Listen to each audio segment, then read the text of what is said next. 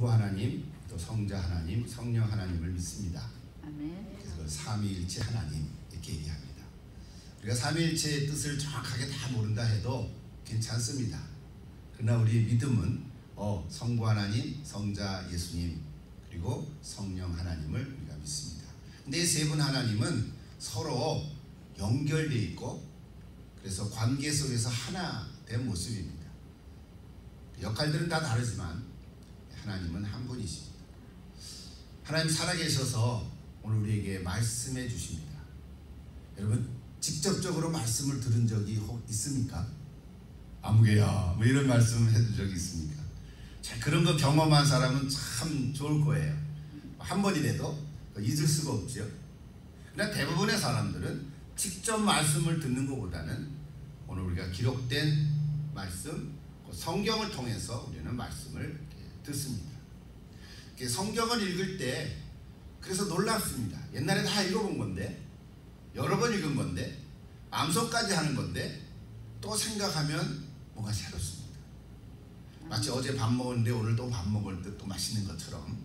그래서 성경은, 하나님의 말씀은 꿀보다 달다, 이렇게 시편에도 얘기했습니다.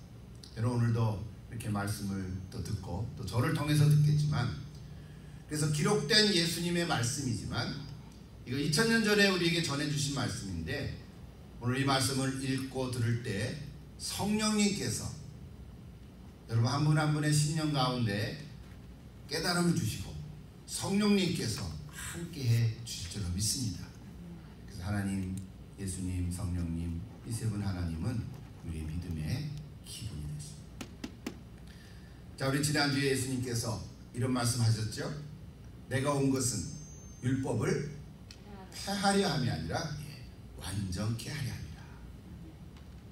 그래서 예수님은 율법을 오해하고 있는 이 서기관과 바리새인들에게 또 그들의 잘못된 해석을 바로잡고 그 율법의 참된 의미를 이렇게 새롭게 해석해 주셨습니다.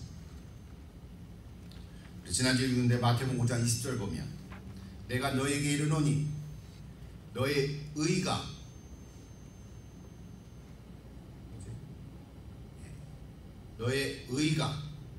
서기관과 바리새인보다 더 낫지 못하면 결단코 천국에 들어가지 못하리라. 기억나죠? 저기서 말하는 의란 하나님의 의를 가리킵니다. 사람의 어떤 의, 서기관과 바리새인들이 얼마나 열정적인 사람이었습니까? 최선을 다하려고 율법을 지키려고 애쓴 사람이지만 그들의 의보다 더 나아야 된다니까 참 쉽지가 않은 일이에요. 그래서 우리 삶이 그 기준의 원리가 의에 있는데, 그 의는 사람의 의가 아니라 하나님의 의다, 이런 말씀을 드렸습니다. 이것이 예수님 가르쳐 주신 말씀의 핵심인데, 이제 앞으로 6주 동안 구체적인 삶의 현장 속에서 일어나는 문제들 혹 주제들을 가지고 예수님께서 한 가지 한 가지씩 새롭게 해석해 주시면서 말씀해 주셨습니다. 여러분 그 말씀들을 통해서 또 영적인 교훈을 얻기를 바라고요. 또 실제로 여러분 삶의 현장 속에 적용하면서 또 도움이 될 수 있도록 성령님께서 은혜를 주시기를 다시 한번 기도드립니다. 오늘 첫 번째 주제는 살인입니다. 살인. 여러분 살인 다 알죠? 사람을 죽이는 것입니다. 타살도 살인이지만 자살도 살인이죠. 내가 나를 죽이는 거니까. 혹은 사고사로 포장하는 청부 살인도 살인이고, 공개 학살도 사람을 죽이는 면에서 살인이죠. 심지어는 사형이나 전쟁에서 적을 죽이는 것도 합법적이긴 하지만 그것도 사람을 죽인다는 면에서 살인이죠. 그래서 사형제도를 철폐하자는 운동도 있고요, 전쟁 반대하는 사람들도 많이 있습니다. 사실 전쟁이 일어나면 어쨌든 누군가는 죽잖아요, 군인이라도. 그래서 이렇게 살인이라는 주제를 놓고 생각하면 굉장히 복잡해집니다. 이거 어떻게 다 다루나? 뭐 한 학기를 얘기해도 부족할 거예요. 그렇죠?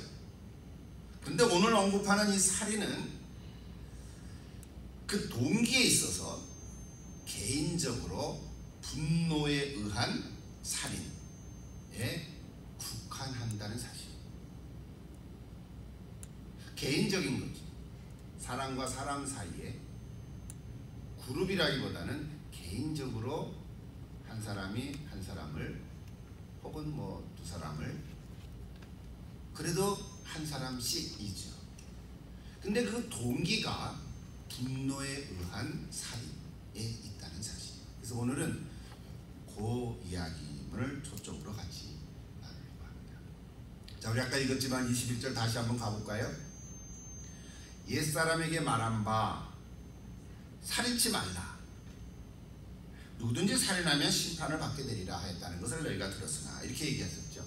근데 여러분 성경에 보면은 조그마한 글씨로 기역 이렇게 써 있어서 맨 밑에 관주 성경으로 성경 구절이 하나 기록되어 있습니다.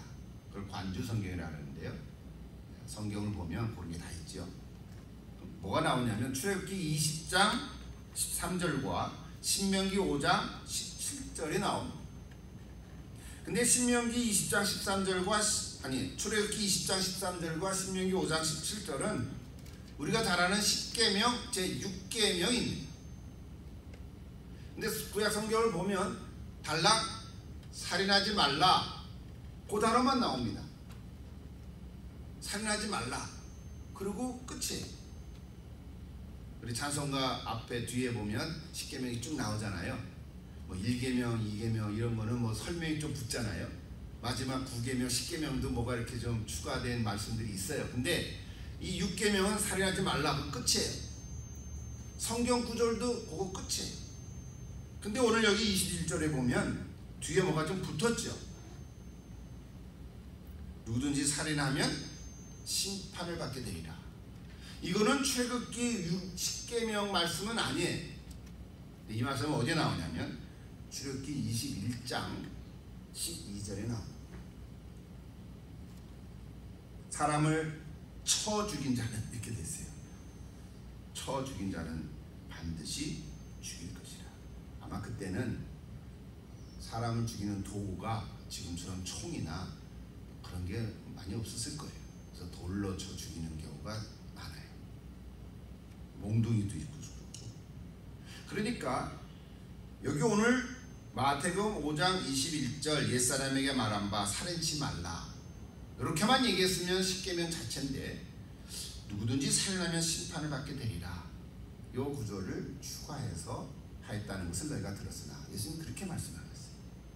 그래서 제가 출애굽기 21장을 가보니까요, 문제는 사람들이 이 구절을 가지고 심판을 받게 되리라 라고 율법으로 이해했던 것 같아요. 시간이 좀 많이 없어요. 사실은. 그래도 출애굽기 21장 12절부터 27절까지가 폭행에 관한 법이거든요. 성경을 펴서도 좋고요. 제가 띄워놨는데 조금 길지만 그래도 한번 읽어보고 싶어요. 자, 출애굽기 21장 언제 또 여러분 읽어보시겠어요? 자, 출애굽기 21장 12절부터 다시 한번 쭉 보겠습니다. 12절 아까 봤죠? 사람을 쳐 죽인 자는 반드시 죽일 것이나, 그 밑에 있는 것은 메시지 성경으로 적어놓은 거예요. 사람을 때려서 죽게 한 자는 사형에 처해야 된다. 현대식 언어로 된 거죠. 그래서 여러분 눈으로 우리 개역 성경을 보시고 제가 메시지 성경으로 읽어갈 텐데 들으면서 눈으로 보고 들으면서 더 쉽게 이해가 되기를 기대합니다. 자, 13절 제가 읽어볼게요.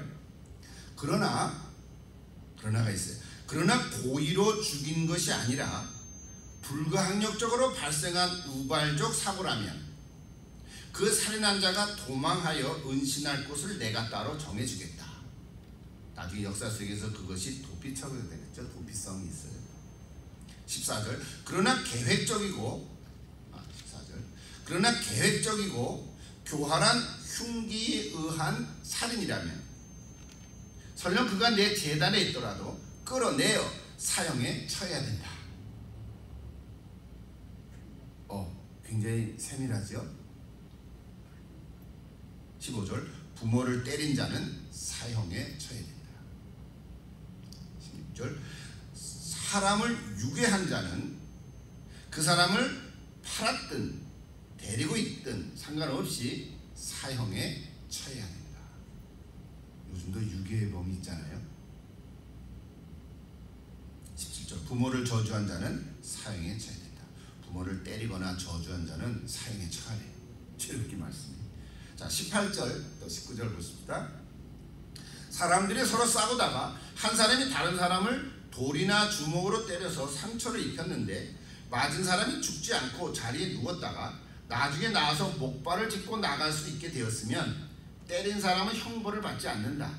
하지만 그동안 입은 손해를 보상하고 다친 사람이 완전히 회복될 때까지 책임을 져야 된다. 제가 쉽게 이해하라고 지금 메시지 성경을 읽고요. 빨간 거는 우리 성경 개역 성경. 이해가 되죠? 20절 어떤 주인이 남종이나 여종을 몽둥이로 때려 그 종이 그 자리에서 죽으면 그 종의 억울함을 갚아줘야 된다. 그러나 그 종이 하루나 이틀을 더 살면 그의 억울함을 갚아주지 않아도 된다. 종은 주인의 재산이기 때문이다. 그건 오늘 우리는 이해가 안 되죠. 받아들일 수 없죠. 종도 인간인데. 근데 그때 당시는 종은 그 주인의 재산 목록이었잖아요. 근데 하루 이틀 살면은 괜찮다는 거야. 22절 사람들이 서로 싸우다가 잘 들으세요. 임신한 여자를 쳐서 유산하게 했으나 상처를 입히지 않았으면 가해자는 무엇이든 그 여자의 남편이 요구하는 것으로 변상해야 된다. 그 다음 23절부터 25절 그러나 그 이상의 해를 입힌 경우에는 목숨에는 목숨으로 눈에는 눈으로 이에는 이로 이거 많이 들어봤죠? 탈리오의 법이라는데 요 규절에서 나오는 거예요. 임신한 여자를 때렸을 때 눈은 눈으로 이는 이로 그 배경에서 나온 거예요. 발에는 발로 화상에는 화상으로 상처에는 상처로 타박상은 타박상으로 갚아야 된다. 마지막 26절 어떤 주인이 남종이나 여종의 눈을 때려서 멀게 했으면 주인은 그 눈으로 인해 그 종을 자유의 몸으로 내보내야 된다. 주인이 남종이나 여종의 이를 쳐서 부러뜨렸으면 주인은 그 이로 인해 그 종을 풀어주고 자유의 몸으로 내보내야 된다. 이왕이면 이 하나 뿌려드리고 자유의 몸이 되는 게 좋을 수도 있겠죠. 그렇죠. 평생을 노예로 사느니 그렇죠. 우리 생각인데 자 오늘 제가 시간을 들여서 출애굽기 21장에 있는 12절부터 26절 7절까지 폭행에 관한 죄 오늘날에도 있죠. 폭력행위, 폭행에 관한 물법, 법률 이게 참 많습니다. 오늘날은 굉장히 복잡하죠. 여러 가지 경우의 수들이 얼마나 많아요. 법이 얼마나 많은지. 놀랍게도 하나님께서는 이스라엘 백성들에게 광야 생활할 때 출애굽할 때 한 이후에 모세를 통해서 저런 것을 구체적으로 알려주셨어요. 자, 저게 오늘 우리하고 직접 관련이 없을 수는 있지만 자, 우리 다시 21절로 돌아가서 한번 보겠습니다. 옛사람에게 말한 바 살인치 말라 누구든지 살인하면 심판을 받게 되리라 하였다는 것을 너희가 들었으라 그랬거든요. 자 여기 오늘 심판을 받게 되리라 하는 그 말의 핵심 내용들이 오늘 출애굽기 21장의 이야기들이에요. 그러니까 이것이 심판을 받는 거죠. 근데 예수님 당시에 유대인들은요 마을에 이런 게 있었어요. 요즘 말로 하면 재판 그 재판소가 아니지 뭐라 그러죠? 요즘 단어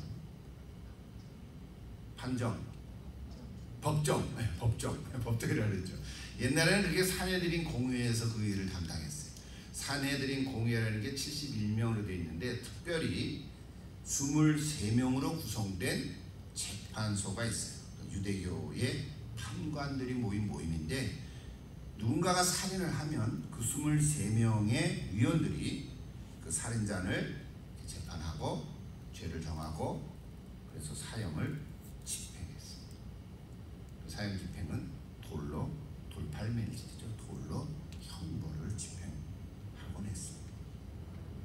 예수님도 아실 때는 로마 시대니까 로마 법정에서는 십자가의 형틀로 형벌을 내리기도 했습니다. 예수님도 십자가에 달려 들어가신 거죠. 빌라도. 어쨌든 그래서 오늘 본문에서 중요한 건요, 오늘 저 말씀을 통해서 예수님이 새로운 해석이 뭘까? 요거 중요해요. 자, 우리 22절 같이 보시죠. 22절. 22절. 저기죠. 나는 너에게 이르노니 형제에게 노하는 자마다 심판을 받게 되고 형제에 대하여 나가라 하는 자는 공에 잡히게 되고 미련한 놈이라 하는 지옥불에 들어가게 됩니다. 자, 한마디로 한다면 뭐냐면요, 율법에서 살인이란 겉으로 드러난 살인 행위를 가리켜요. 그래 예수님은 누군가를 살인하려는 자의 그 내면의 동기를 지금 말씀하고 있는 거죠. 아직 사람이 죽지 않았는데 그 마음에 죽이고 싶은 마음이 있으면 이미 살인한 것과 같다, 그런 얘기죠. 근데 이 세상 판결은 실제로 사람이 죽어야 살인죄로 해당하잖아요. 그러니까 이게 이제 다른 거죠. 자, 조금 우리가 다 아는 얘기지만 한번 동기 세 가지를 예수님 소개하고 있는데요. 형제에게 노하는 자, 나가라는 자, 미련한 놈. 이거 노한다는 건 다 알죠. 화를 내되 심하게 내는 거죠. 분노죠, 분노. 겉으로 드러나는 거예요. 심하게 경노, 분노를 하는 거예요. 화를 막 내는 거예요. 화가 나는 정도가 아니고. 나가라 하는 말은 히브리어의 욕이에요. 욕설인데 쓸데없는 놈, 이런 거예요. 쓸데없는 놈, 머리가 텅 빈 놈, 그런 뜻이에요. 나가. 그러니까 좀 속된 말로 다음에 돌대가리, 우리 그런 말 쓰죠. 우리끼리는 안 쓰지만 옛날에 어르신들이 자식한테 야, 이 돌대가리야, 이런 말 쓴 거 들어본 적 있어요. 또는 쓰잘데기 없는 놈이다, 쓰잘데기 없다. 제가 이렇게 준비하다 보니까 쓰잘데기 없다는 말 써요. 근데 쓰잘데기라는 말은 이거는 좀 강하게 표현하라고 쓰잘데기지, 제가 보니까 표준어는 쓰잘머리 이렇게 돼 있대. 쓰잘머리래. 쓰잘머리. 쓰잘데기라는 것은 사투리죠. 골빈 녀석. 요즘 젊은 애들은요, 머리에 든 게 하나도 없다는 말을 너 왜 머리 달고 다니냐 이렇게 얘기한대. 자, 하여튼 점점 많아지죠. 여러 가지 다양한 표현들이 있다. 자, 그런 얘기예요. 나가라는 말은 그런 뜻이에요. 그러니까 그런 말을 듣는 사람은 얼마나 황당하고 그렇게 쓰죠. 멍청한 돌대가리다. 미련한 놈이라는 것은 그러니까 뭐 어리석다, 바보 같다, 멍청하다, 이런 뜻인데요. 자, 이게 다 뭐냐면 한마디로 얘기하면 그 동기의 얘기라는 거예요. 아직 사람을 죽이진 않았지만 그 마음속에 있는 그것이 표현하는 거예요. 그 예수님이 저 얘기를 하는 거예요. 그러니까 화만 내도 그 마음에 이미 상대방을 죽이는 마음과 같다는 거예요. 살인은 물론 재판에서 판결한 죄이지만, 그래서 오늘 여기서 우리가 가져야 하는 중요한 교훈은 뭐냐면 살인은 하나님 앞에서의 죄라는 거예요. 오늘 이 세상에 많은 사람들, 아니 대부분의 사람들은, 또 사회에서 사는 사람들은 살인하면 사람을 죽인 거잖아요. 그리고 사회에서 판결을 하죠, 실제로. 근데 오늘 예수님은 사회까지 가기 이전에, 사회 법정에서 판결을 내리기 이전에 이미 하나님 앞에서 죄를 지은 거라는 거예요. 요거를 놓치면 의미가 없어요. 핵심은 하나님의 심판을 사람의 심판으로 대치했다는 거예요. 말 이해하시지? 하나님 앞에서의 죄를 이 사회 앞에서의 죄로 바꿔놨다는 거예요. 그러니까 살인은 사실 하나님 앞에서의 죄고 하나님의 심판인 건데 세상 법정에서의 죄로 바꿔서 세상 법정에서 판결을 내리면 그걸로 끝난다는 거예요. 근데 하나님은 그걸로 끝난 게 아니라는 거죠. 아주 중요한 문제죠. 살인은 하나님 앞에서의 죄다. 살인은 하나님 앞에서의 죄다. 왜 그럴까요? 모든 사람은 다 하나님의 형상대로 지으심을 받았기 때문에 그 사람을 죽인다는 것은 하나님 앞에서 죄를 지은 거라. 그래서 하나님의 심판을 받아야 된다는 거예요. 그런데 여기 오늘 서기관과 바리새인들은 그들만 그랬겠어요. 하나님의 심판을 자기가 감당하기 어려우니까 사람이 만들어 놓은 어떤 재판에서 죄의 형벌을 내림으로 하나님의 심판을 받은 것이다 라고 이야기하고 결국 하나님의 심판을 회피하고자 했다는 거예요. 이거를 요즘 세상에서 하는 말로 조금은 다르게 얘기해 본다면 이런 거예요.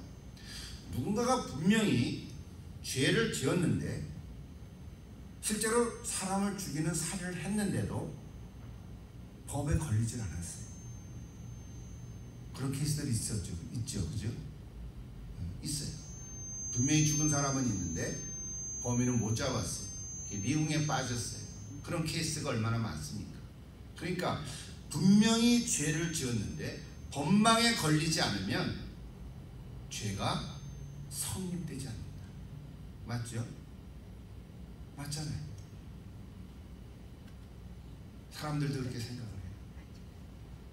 더욱이 하나님 앞에서의 심판이라는 것은 생각지도 않죠. 그러니까 불공평하고 불공정하죠. 분명히 죽인 사람은 있는데 누가 죽였는지 모르는 거예요. 죽은 사람은 있는데. 그러니까 그 가족이 얼마나 안타깝고 얼마나 억울하겠어요. 그죠? 그러니까 이 사회에서는 그걸 모르는 거예요. 법에 걸리지 않으면 지나가는 거예요. 어쩔 도리가 없어요. 그게 법이니까. 그러니까 법은 모든 사람에게 평등하게 만들어 놨지만 사실은 평등하지가 않아요. 왜? 이 법을 사용하는 판사들과 판결에 의해서 달라지는 거예요. 좀 더 구체적으로 얘기한다면요, 실제적으로 명백한 죄를 저질러도 살인까지는 안 해드려도, 그죠? 보편적으로 죄를 저질렀는데 경찰이 수사를 하는데요, 수사를 하지 않으면 죄가 시작이 안 돼요, 그죠? 분명히 죄를 지었는데 수사를 안 하면 그냥 지나가요. 혹 수사를 해서 죄가 성립이 됐다고 해도 우리 제도상 그것을 검찰에 넘기잖아요. 그럼 검사가 그것을 기소해야 돼요. 근데 그 기소해서 재판을 넘겨서 판사가 판결을 내려야 되는데 기소를 안 해버려요. 수사만 하고 기소를 안 하면 판결을 할 수가 없어요. 이 제도가 그래, 그죠? 그러면 그리고 혹시 넘어갔는데 판사가 판결할 때 무죄를 내려버려요. 그럼 어떻게 돼요? 죄가 형성이 안 돼요. 죄인이 아닌 거예요. 무혐의 하면 끝나버려요. 여러분이 그런 거 가끔 보게 되죠, 그죠? 여러분 이게 사회의 시스템이에요.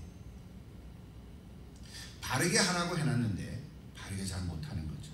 그래서 이거를 비리다, 법정 비리다, 선택적이다, 뭐 이런 얘기들도 하고. 반대로요, 아주 작은 우리 장발장 같이 빵 하나 훔쳤는데 너무 배가 고파서 빵 하나 훔쳤는데 도둑으로 몰아가지고 수사해요. 그리고 기소해서 재판에서 유죄로 판결나면 어떻게 해요? 형벌받고 감옥에 갇히는 죄세범이 돼요. 그렇죠? 억울하죠? 근데 나랑은 직접 관계가 없어. 근데요, 만약에 내 아들이 그런 일이 생기면 얼마나 억울하겠어요. 그죠? 계속해서 막 이렇게 얘기하지 않겠어요. 그죠? 막 변호사도 쓰고 막 이럴 거예요. 요즘 흔히 하는 말로 유전무죄, 무전유죄 이런 말도 있고요. 구분 판결이라는 것은 요즘만 있는 게 아니에요. 그래서 여기 오늘 출애굽 시대에 모세 시대 때도 있었어요. 모세 시대 때도 있었어요. 그리고 이스라엘 왕정 시대 때도 있었고요. 예수님 시대 때도 있었어요. 더 심했죠. 오늘 살인에 대한 주제를 얘기하다 보니까 이렇게 좀 많이 갔지만, 그러면 오늘 질문은 이런 거예요. 예수님이 이렇게 말씀, 나는 너에게 이르노니 해서 실제로 살인하지 않았다 하더라도 그 마음에 화를 내고 욕을 하고 또 무시하고, 그렇죠? 바보라 그러고 또 뭐래 좀 미련하다고 이렇게 말하는 것이 이미 이 마음에 살인한 것이다. 이거는 사회 재판에서는 다루지 않는 이야기예요. 이거는 하나님 앞에서의 죄인 거예요. 그래서 예수님이 오늘 말씀하는 것은 살인하지 말라 하는 것을 너희가 들었으나, 또 살인하면 심판을 받을 것이다 라는 걸 들었으나, 나는 너에게 말하노니 이미 그 마음에 이런 것을 있으면 살인할 것과 같다. 예수님 이런 말씀을. 어렵지는 않죠. 어렵지는 않은데 실제 생활 속에서는 이게 적용이 안 되는 거예요. 그럼 우리 예수 믿는, 그래서 질문이 이런 거예요. 오늘 이런 시대에 살아가는 오늘 그리스도인들, 저와 여러분 다 포함해서, 자, 어떻게 해야 되나?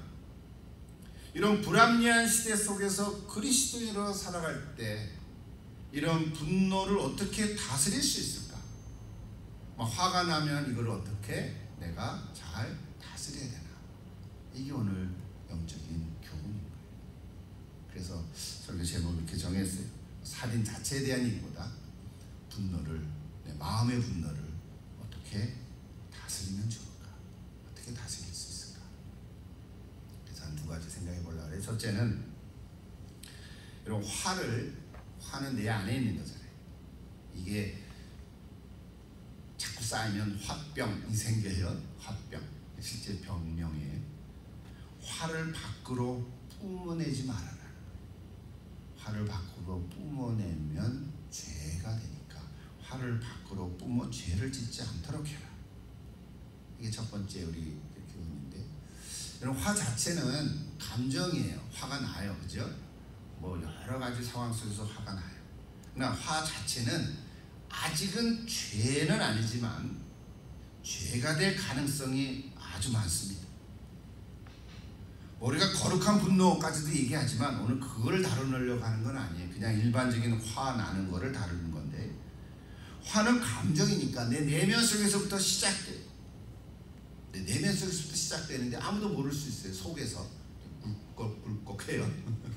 근데 그 내면에서 생기는 화가 조금 그 내면의 문을 박차고 나오면, 외부로 나오면 분노로 표출이 돼요. 그렇죠?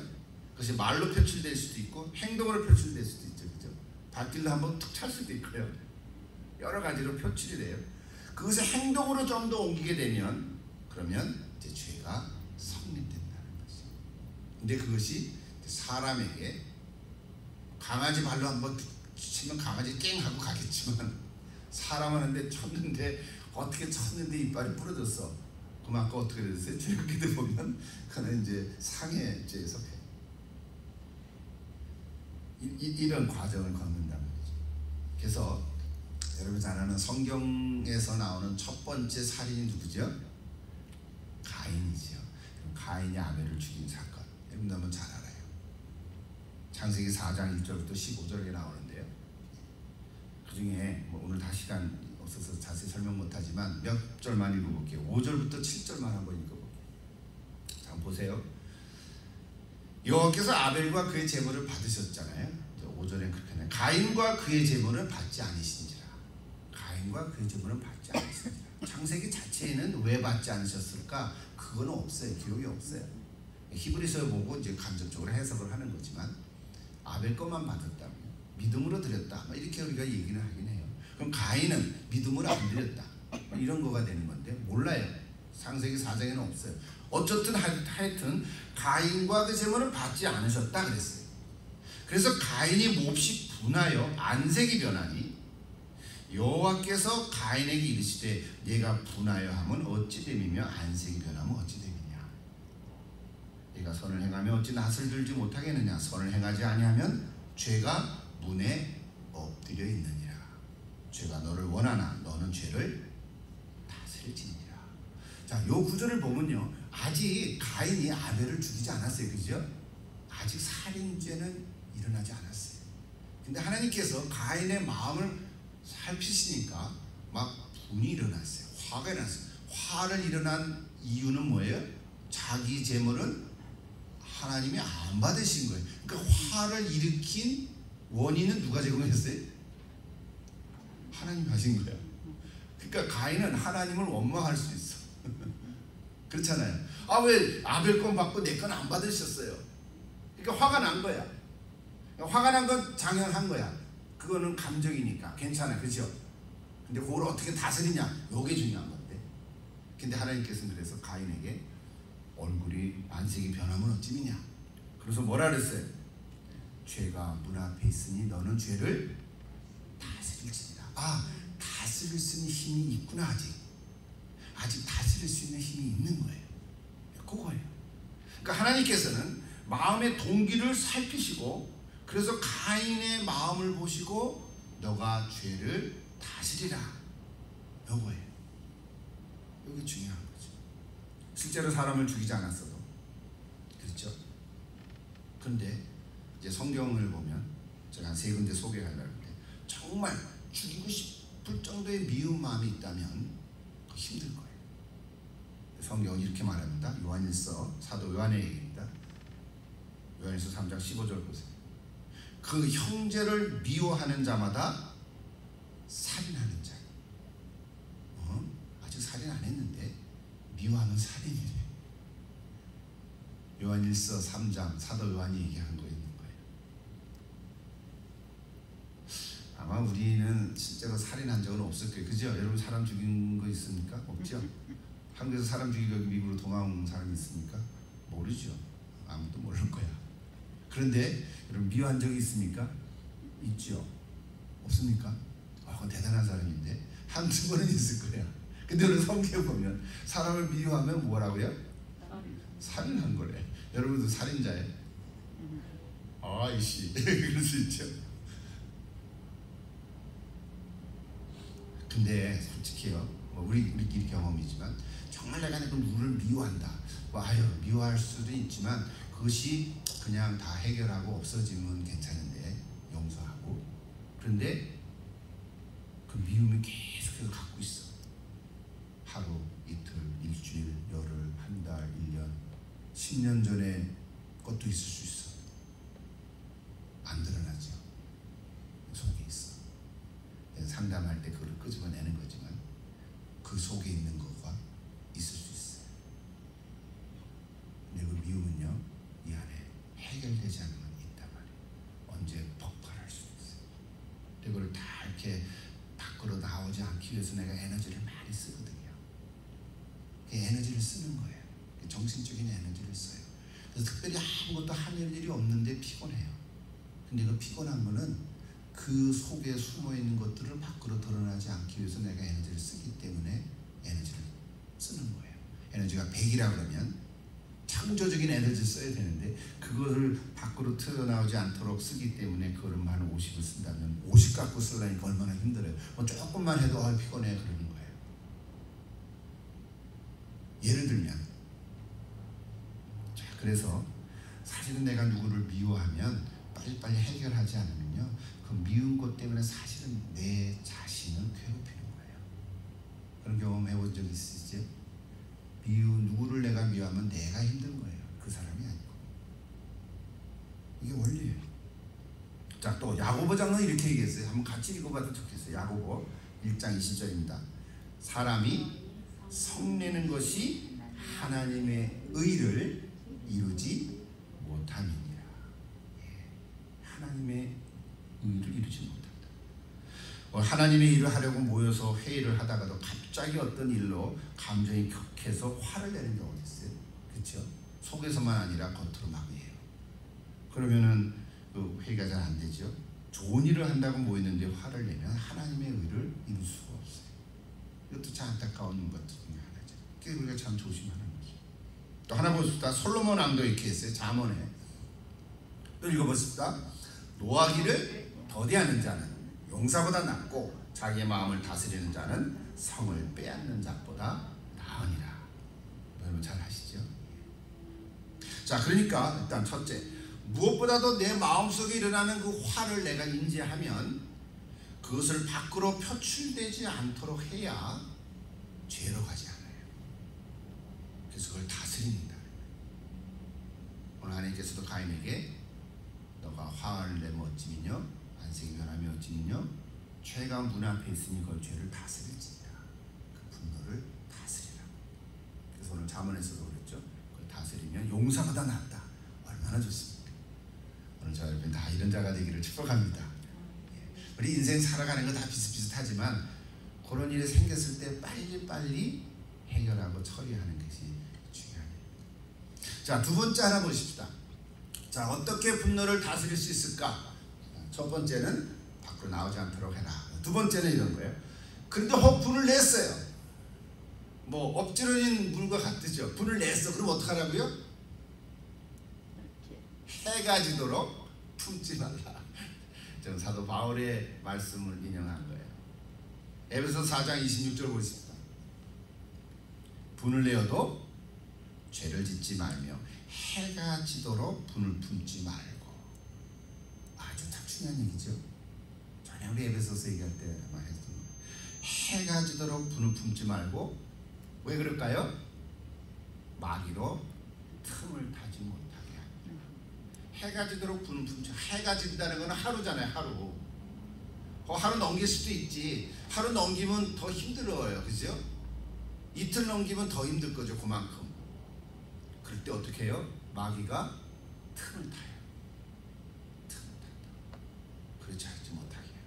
자, 분노도 하나의 감정이니까 그 자체는 자연스러운 것일 수 있지만 화가 난다고 막 이렇게 분노를 버티면 마귀가 틈을 타고 우리를 유혹해요. 아직 죄는 안 졌지만 유혹한다고요. 유혹하면 우리가 죄에 빠질 가능성이 많고 우리를 공격해서 넘어뜨리거든요. 이게 참 조심하는 거죠. 그래서 이 분노는요, 처음에는 시기와 질투로 생각될 수도 있고요, 어떤 미움과 악의로 가득한 분노가 있을 수 있고요, 자기 스스로 화를 참지 못해서 나오는 분노가 있을 수도 있고요. 사람마다 좀 다르죠. 사람마다 기질이 다를 수도 있고, 어떤 사람은 속이 없어, 막 뭐랄까 담아놓는 게 없어, 그죠? 그런 사람은 어때요? 뒤끝이 없다, 뭐 이렇게 표현하는 그런 성격을 가진 분도 계시지만, 어떤 사람은 꼭 참죠. 그러니까 속병이 있는 사람도 있을 수 있고, 뭐 사람마다 조금씩 다르긴 해요. 그러나 어쨌든 스스로 화를 참지 못해서 나오는 분노가 있을 수도 있어요. 또는 복수의 감정에서 끌어오르는 그런 분노가 있을 수도 있어요.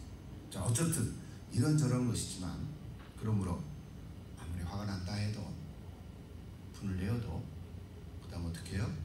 마음에 품지 말라. 좀 그 얘기를 하는 거예요. 계속해서 하지 말라. 빨리 풀어가라는 거예요. 풀어가는 방법은 하나님께 토스하는 방법이 있어요. 하나님께 토스하세요. 하나님께 던져버리세요. 기도함으로, 하나님 나 모르겠어. 저 사람 미워줄게. 나 모르겠어. 하나님 처리해주세요. 내 안에 평안을 회복할 수 있는 방법 중에 하나예요. 작은 화가 쌓이면 크게 되고요, 큰 화가 되고, 그리고 공동연히 분노로 표출하면 막 살기 등등하게 되고요, 눈에 핏발도 설 수도 있고요, 여기 가인처럼 안색도 변하고, 더 이상 분노를 컨트롤할 수 없을 정도가 되면 정신이 나가는 거예요. 제정신이 아닌 거죠. 여러분, 사람이 사람을 죽인다는 것은 제정신 갖고는 못하는 거예요. 그렇지 않겠어요? 제정신 가지고 어떻게 사람이 사람을 죽이겠습니까? 그러니까 이 과정이 이렇게 있는 거예요.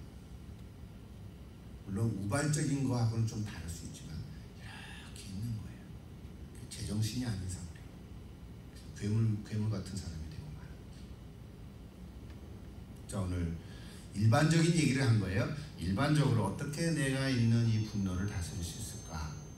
뭐 압축해서 두 가지만 소개했는데요. 오늘 말씀으로 다시 돌아갑시다. 그러면 예수님은 이것을 어떻게 제안하셨을까?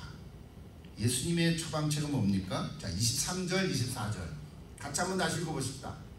23절, 그러므로 예물을 제단에 드리려다가 거기서 내 형제에게 원망들을 말한 일이 있는 것이 생각나거든 예물을 제단 앞에 두고 먼저 가서 형제와 화목하고 그 후에 와서 예물을 드리라. 예, 잘 알고 계시죠, 그죠? 근데 이 기절 들을 때 어떻게 해요, 마음이? 아멘입니까? 좀 힘드네. 그럽니까? 사람마다 케이스마다 다를 수 있죠. 핵심은 원망 들을 만한 일이 무엇인가에 있어요. 오늘 예수님이 뭐라 그러냐면 원망 들을 만한 있는 것이 생각나거든 그랬죠. 여기서 원망 들을 만한 일이라는 것은 이미 앞에서 얘기했던 22절에서 나온 세 가지 경우를 얘기하는 거예요. 세 가지 경우가 뭐였죠? 형제에 대해서 노하는 자, 화를 내는 자, 락을 하고 욕하는 자, 또 미련한 놈이라고 하는 자, 그 세 가지 경우에 의해서 원망을 들을 만한 일이 있는 것을 생각나거든요. 원망 들은다고 하는 것은 그냥 원망을 들어서 되는 것은 아니에요. 그런 것으로부터 원망을 듣게 되면은 이렇게 되는데, 만약에 그런 것이 아니고 그냥 자신이 생각해서 기분이 상했다거나 뭔가 싫었다거나 그래서 누구를 원망한다고 해서 그렇다고 해서 그게 원망 들을 만한 일이 되는 것은 아니라는 거죠. 상대방은 생각지도 못하고 있는데 스스로 오해를 하거나 그렇죠? 생각이 좀 달라서 그렇게 해서 원망을 하는 것이라면 오늘 저 예수님이 얘기하는 원망 들을 만한 일에 속하는 것은 아니라는 거예요. 여러분, 보통 자식이 부모를 원망해요. 근데 부모가 너무 가난해. 학교에 가면은 친구들하고 비교할 때 너무 속도 상해. 그죠? 뭐 이런 경우 있잖아요. 그럴 땐 자식이 부모를 원망할 때 그 원망은 참 원망 들을만 하죠. 부모가 그 원망 들으면 속상하죠. 그죠? 야, 내가 가난하고 싶어서 가난하냐 말이지. 이럴 수 있죠. 그런데 만약에 부모가 그 자녀에게 막 화를 내. 이유도 없이 막 화를 내. 그러니까 부모 혼자 막 화딱지 나서 화를 내. 그리고 막 욕을 해. 야, 이 멍텅구리 같은 놈아. 야, 이 싹시 노가는 막 이렇게 막 말을 해. 욕이죠. 그러면 그 욕을 듣은 화를 받은 자녀들은 부모를 원망할 수 있죠. 그러면 여기에 해당하는 거죠. 이해되세요? 무슨 말인지? 무조건 자녀들이 부모를 원망한다 해서 원망한다는 일이 생각나거든이라는 게 아니라 적어도 오늘 예수님이 얘기한 그 세 가지에 해당하는 그 원망을 들을 경우에 오늘 얘기하는 거예요. 근데 여기 봐서요. 예수님 말씀이 뭡니까? 예물을 드리다가 그런 생각이 들면 예물 드리는 걸 어떻게 하라고요? 일단 중단하고 먼저 가서 화해하고 그 후에 와서 예물 드리라. 그 후에 와서 예물 드리라. 이거 아주 중요한 얘기예요. 만약에 예수님이 예물 드리다가 중지하고 가서 그 형제와 화목해라, 화목하고 가라, 그렇게 하지 아니하고 다시 어떻게 하라고요?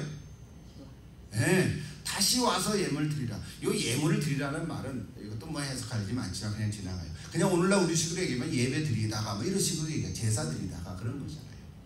예배 드리다가 그런 생각이 어떻나면 예배 드리지 말고 가서 화해하고 다시 와서 예배 드리라는 거. 그럼 요즘으로 생각하면 어떻게 돼요? 예배 드리다 그 생각하고 그냥 나가면 됩니까? 그런 사람들이 예배 중간에 나면 저 사람 어떻게 원망 들을 말에 생각이 났나?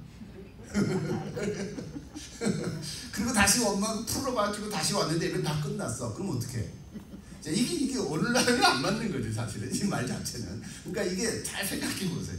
여기 오늘 예수님이 화해하라 하고 끝내지 않고 화해하고 그냥 집으로 가라, 평안하게 가라, 그런 게 아니라 다시 와서 예물 드리라고 하는 말의 초점이 뭐냐 이 말이에요. 예물 자체가 아니라 예물은 누구한테 드리는 게 하나님께 드리는 거죠. 요즘 우리 얘기하려면 하나님께 예배하는 거예요. 그러니까 예수님의 말씀이 뭐냐면 형제의 화목이 너무너무 중요한데 궁극적으로는 하나님께 진정으로 예배를 드리기 위해서 그렇게 하라는 거죠. 목적은 어디 있어요? 하나님께 예배를 바르게 드리라는 데 있는 거지. 이해하세요? 오늘 예수님의 말씀에 초점을 놓치면 안 되는 거죠. 다시 와서 예배를 드리라. 예배 드리려면 예배 시간 다 끝났는데 그럼 저녁 예배 드리나? 저녁 예배가 없는데 그럼 다음 주일에 와서 예배 드리나? 그럼 다음 주일에 또 생각나? 그럼 또 나갈래? 오늘 이 얘기의 초점은 만약에 어떤 사람이 예배를 드릴 때마다 원망 드릴 만한 생각이 나. 드릴 때마다 일주일 내내 살다가 막 화를 내고 그것도 예배 드리면 내가 오늘 그 친구한테 원망 듣겠네. 그럼 또 가서 친구하고 화해해요. 예배 드릴 때마다 이 생각이 나면은 다시 돌아올 일이 없을 수도 있어. 다시 하나님께로 못 돌아오면 어떡합니까? 중요한 것은 하나님께 예배를 드리라고 하는 것에 핵심이 있는 거예요. 예배를 제대로 드리라 이 얘기죠. 그러니까 어떡하라는 거예요. 예배를 제대로 드리기 위해서 원망 들을 만한 일을 가급적이면 하지 말아라 그 얘기잖아요. 가급적이면 한 번도 안 할 수는 없을지 모르지만 그래도 안 하도록 애를 써라 그 얘기잖아요. 예배를 제대로 드리라 요 얘기가 핵심이 있는 거예요. 여러분 다시 가인에게 돌아와요. 시간이 많이 갔죠. 5분 내에 끝낼게요. 여러분 가인의 얘기로 다시 돌아와 버렸어요. 아까 뭐라 그랬어요? 죄가 문에 있으니라 죄가 너를 원하나 너는 죄를 다스릴지리라 그랬죠. 죄를 다스린다는 게 뭡니까? 이 순간이 아주 중요한 거예요. 하나님께서 말씀해 주실 때 요거를 놓치면 안 되는데 가인이 이렇게 해야 되는 거죠. 어떻게 해야 돼요? 죄를 다스린다는 것은 하나님한테 와서 따져야 돼요. 사실 따지는 게 중요해요. 하나님 왜 아벨 제사 받고 내 제사는 안 받았습니까? 뭐 잘못됐습니까? 내가 뭐 잘못했습니까? 내가 잘못한 걸 가르쳐 주세요. 잘 들으세요. 내가 잘못한 것이 있으면 알려주세요. 내가 뭘 잘못했습니까? 나도 예배를 드렸고 제사를 드렸고 아벨도 제사를 했는데 아벨 것만 받고 왜 내 건 안 받으셨습니까? 내가 화난 것은 원인이 하나님이세요. 하나님이 책임지세요. 이렇게 하나님께 와서 얘기를 해야 돼요. 이 말을 우리 말로 얘기하면 가인이 아벨에게 보는 그 눈을 아벨을 쳐다봤던 그 눈을 하나님께로 다시 돌려야 된다는 거예요. 가인이 아벨을 보고 화가 나기 시작했어요. 아벨 건 받았으니까. 아벨을 보고 화가 난 것에 대해서 계속해서 킥고잉하면 아벨을 죽여버리는 거거든요. 근데 하나님께서는 다스려라. 어떻게 하라는 거예요? 나를 다시 봐라. 다시 나한테로 와라. 그것이 오늘 예수님 말씀에는 다시 와서 예물을 드리라. 다시 와서 예물을 드리라. 그러니까 가인에게 해결책은 뭐예요? 하나님 나는 그러면 왜 안 받으셨죠? 나는 뭐 어떻게 돼? 너가 믿음의 마음으로 다시 준비해서 드리라. 아 그런 거예요? 난 몰랐어요. 그냥 드리면 되는 줄 알았는데 내가 믿음으로 다시 준비해서 드릴게요. 그러면 어떻게 됐어요? 회복이 되는 거지. 하나님과의 관계가 회복이 되고 하나님과 화해가 이루어지면 사람과의 화해도 이루어지는 거예요. 그런데 만약에 하나님과의 화해가 없이 사람과의 화해만 이루어 놓으면 하나님으로 다시 안 돌아와요. 하나님으로 돌아가기가 힘들다. 이게 문제가. 다시 하나님께 제사를 드리라. 아벨을 향하여 화가 나고 안색이 변한 것은 자연히 없어질 것입니다. 왜? 내 예배도 받아들여졌으니까. 그렇지 않겠습니까? 아벨 예배만 받고 내 거는 안 받았는데 내가 다시 하나님께 따져 물으니까 너 이렇게 해라. 너 잘못은 이것이다 할 때 그런 거예요? 그럼 내가 알았습니다. 다시 할게요. 해서 제사를 드리는 하나님 내 자세도 받아들였었으면 아벨을 대해서 화가 날 이유가 없어졌잖아요. 확실하죠? 이것이 해결책. 이것이 죄를 다스리라는 것입니다. 이게 회복이에요. 사람의 화해만으로 하나님과 화해할 수가 없어요. 사람들은 이 얘기를 가지고 오늘 우리 예수 믿는 사람들을 많이 공격해요. 종교적인 행위보다 도덕적인 선행이 더 중요하다고 말해요. 바르게 살지도 못하면서 교회 다니는 것들 말이야. 이렇게 비난하기를 좋아해요. 저 인용을 해요. 저 구조를 알아가지고 예수 믿는 사람한테 인용하면서 비난해요. 물론 틀린 말은 아니지만 선행이 예배보다 중요하지 않아요. 예배가 더 중요해요. 누가 뭐라 해도 우리 하나님께 예배를 드리는 것을 놓쳐서는 안 돼요. 올바른 예배를 드리기 위해서. 만약에 그렇지 않으면요, 예수님이 십자가에서 달려 돌아가실 이유가 없었어요. 예수님 십자가에 달려 돌아가실 필요가 없었어요. 예수님 십자가에 달려 돌아가셨어도 나랑은 관계가 없는 거가 되고 말아요. 여러분, 아무리 힘들어도 예배 드리는 일을 놓치지 않기를 바랍니다. 물론 너무 병이 걸려서 병원에 입원했거나 지역을 떠났거나 그런 거 외에 내가 예배를 우습게 알고 빠지면 계속 빠지게 돼. 힘들어도 예배를 드려야 돼. 힘들어 예배를 드려야 돼. 어떤 형편에 처했든지 간에. 오늘 여기 말씀 이제 마무리 25절 26절은 못했는데 이것도 같은 원리예요. 이거는 가정적으로 예수님이 얘기한 거예요. 가정적으로 예를 들어서 저부터 지나갔어요. 가정적으로 너를 고발하는 자와 함께 있을 때 급히 사과하라. 그 고발한 자가 너를 재판관에게 내어주고 재판관이 우리에게 내어주고 오게 가득과 염려하라. 진실로 내게 이르는 얘가 한 푼, 옛날에 홀이라 그랬지, 한 푼이라도 남김이 없이 다 갖기 전에는 결코 거기서 나오지 못하리라. 메시지 성경을 보니까요 재미난 표현도 있어. 또 내가 길거리에 있는데 옛 원수가 다가와 말을 전한다고 하자, 말을 건다고 하자. 그러니까 이건 예수님이 그냥 한 케이스를 가지고 우선 진리를 얘기한 게 아니라 하나의 가정적인 이해를 소개한 거예요. 자, 그렇게 해보자. 한시도 지체하지 말고 내가 먼저 나서서 그 사람과 화해해라. 그의 이력을 보건대. 좀 주변한 표현이 제가 읽다가 그의 이력을 보건대. 이력을 본다는 게 뭐예요? 그 사람 원래 그럴 수 있는 사람이야. 이렇게 그의 이력을 보건대. 재밌는 표현이죠. 그 사람이 선수를 치게 되면 너는 결국 법정에 서게 될 것이고 어쩌면 감옥에 갈지도 모르겠다. 그렇게 되면 너는 엄청난 벌금을 물지 않고는 거기서 나오지 못할 것이다. 현대용어로 쉽게 이해가 되죠. 자세한 설명이 지금 부족해. 핵심은 어떤 경제적인 일로 고발당할 때 취할 수 있는 태도를 얘기합니다. 결론을 얘기합니다. 오늘 예수님께서는 살인을 주제로 우리에게 새롭게 해석을 해주셨어요. 살인 자체, 살인은 살인이지 거기에 뭐 해석이 필요해요. 근데 오늘 예수님은 실제로 사람을 죽이지 않아도 마음에 이 세 가지를 하면 이미 사람을 살인할 것과 같다. 이런 얘기를 하면서 순교지 메시지를 우리에게 전해주세요. 순교지 메시지는 있는 거예요. 우리는 하나님 앞에서 의인인 사람이 하나도 없어요. 다 죄인이에요. 그죠? 우리가 한 번도 사람에게 화를 내보지 않은 사람은 없단 말이에요. 한 번도 욕을 하지 않은 사람은 없을 수도 있어요. 하지 않을 수는 있어요. 속으로 할 수도 있지. 에이, 뭐 같은 놈. 이럴 수도 있단 말이에요. 그리고 미련하다고 그럴 수도 있고. 그러니까 우리는 세상 법정에 서면 아직 살인자가 아니에요. 살인죄를 저지른 사람은 아무도 없어요. 그러나 하나님 앞에서 볼 때는 내가 하나님의 심판을 받을 수밖에 없다는 말이에요. 맞습니까? 우리는 의인이 없는 한 하나도 없어요. 어떻게 해결하겠냐고요?